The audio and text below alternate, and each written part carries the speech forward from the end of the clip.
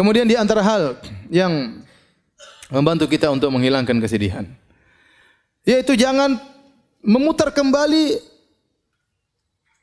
masa-masa yang lalu. Kenangan-kenangan lalu hapuskan. Ada seorang mungkin ya punya anak meninggal dunia.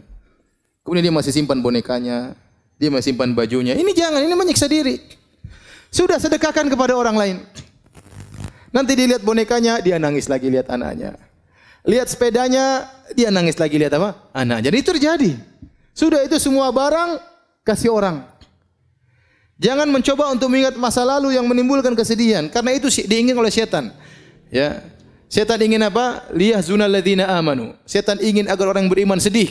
Kenapa kalau orang beriman sudah sedih dan kesedihannya berlebih-lebihan, tidak mengantarkan dia dekat kepada Allah, akhirnya banyak perkara yang akhirnya terbengkalai. Dia kalau sudah sedih, terlalu sedih, ngurus anak-anak yang lain susah. Perhatian sama suami susah. Dia pun jarang pengajian, dia cuma baca Quran, nangis saja kerjanya. Maka segala hal yang membuat kita kesedihan tentang masa lalu, ngapain kita ingat-ingat kembali? Semua kenangan-kenangan hilangkan. Kalau punya foto-foto di HP, hilangkan semua. Ya ngapain? Nanti lihat, nangis lagi. Tiba-tiba nangis lagi. Ya enggak usah. Enggak usah. Baik tentang orang tua kita, baik tentang anak-anak kita yang sudah lalu biarlah berlalu. Ya. Ngapain kita menjebak diri kita pada kesedihan yang lalu yang tidak mungkin kita perbaiki lagi, mustahil, tidak mungkin kita kembalikan lagi, mustahil. Ya sudah, maka segala hal yang membuat kita teringat dengan masa lalu, kesedihan yang berkepanjangan, maka hendaknya kita hindari.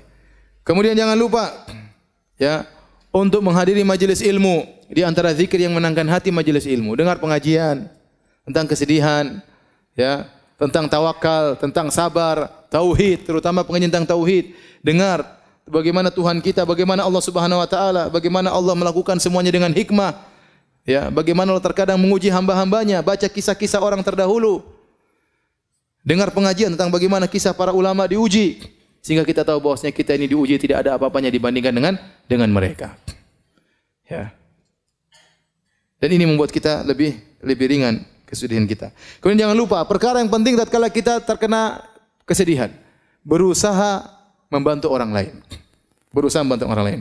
Oleh karenanya Al-Imam As-Sa'di, gurunya Syekh Utsaimin rahimahullah taala pernah berkata, dia mengatakan, dua pokok kebahagiaan adalah pertama ikhlas kepada Allah, yang kedua membantu orang lain. Ini dua pokok kebahagiaan. Anda kalau ingin bahagia, lakukan dua ini. Pertama ikhlas.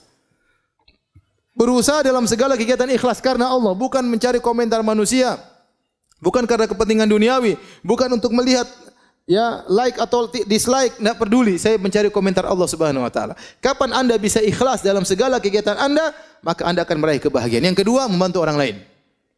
Setiap kita bantu orang lain, maka Allah akan berikan kita kebahagiaan. Allah berfirman, ya ayyuhalladzina amanu idza qila lakum tafassahu fil majalisi fafsahu yafsahillahu lakum. Bahkan perkara yang mungkin tidak butuh biaya membantu orang. Kata Allah, ya wahai orang yang beriman, jika dikatakan kepada kalian lapangkan majelis supaya atau rapatkan supaya orang bisa masuk duduk bersama antum di masjid, maka berilah kelonggaran bagi mereka. Yafsahillahu lakum, maka niscaya Allah akan berikan kelapangan bagi kalian. Kata para ulama termasuk kelapangan dada. Kelapangan dada. Ya, padahal tidak butuh biaya sehingga orang datang, silakan duduk samping saya. Itu ente bikin begitu, ente dapat apa? Kebahagiaan. Tidak usah jauh-jauh, kita sholat Jumat misalnya, sholat Jumat, full masjid rame.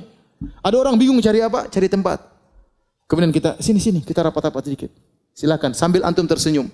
Dia kemudian berdiri samping antum, itu Allah kasih kebahagiaan bagi antum. Begitu saja. Sebaliknya, kalau antum kemudian bawa sajadah sendiri, sholat Jumat, terus kaki ente lebarin. Ente sudah siap mau datang, ente enggak mau. Dia mau sampingin, ente semakin lebarin. Pasti ente dapatkan hati ini jengkel, grundel. Allah bikin hati ente menjadi apa? Sempit. Berbuat baik kepada orang lain pasti mendatangkan kebahagiaan. Antum lihat orang di jalan, orang menyeberang, orang lagi sibuk-sibuknya, ente sempatkan waktu ngantar orang kakek tua tersebut sebentar. Berhentikan kemudian antum berjalan mengantar orang tersebut. Allah pasti kasih kebahagiaan. Dan ini asal kebahagiaan adalah membantu orang lain. Di saat-saat kita penuh kesedihan, jangan lupa kita memberi kebahagiaan kepada orang lain. Niscaya kesedihan tersebut akan dikurangi oleh Allah Subhanahu wa taala. Ya. Oleh karena saya katakan manusia paling berbahagia adalah siapa? Adalah Rasulullah sallallahu alaihi wasallam. Kenapa? Dia selalu menebar kebahagiaan bagi orang lain. Siapapun yang minta bantuan kepada Nabi, maka Nabi pun membantunya sebisanya. Itulah Rasulullah sallallahu alaihi wasallam. Maka cobalah kalau kita ditimpa kesedihan, bantu orang lain. An-nafa'al muta'addi, bantu orang lain, maka insya Allah akan berikan kebahagiaan bagi kita.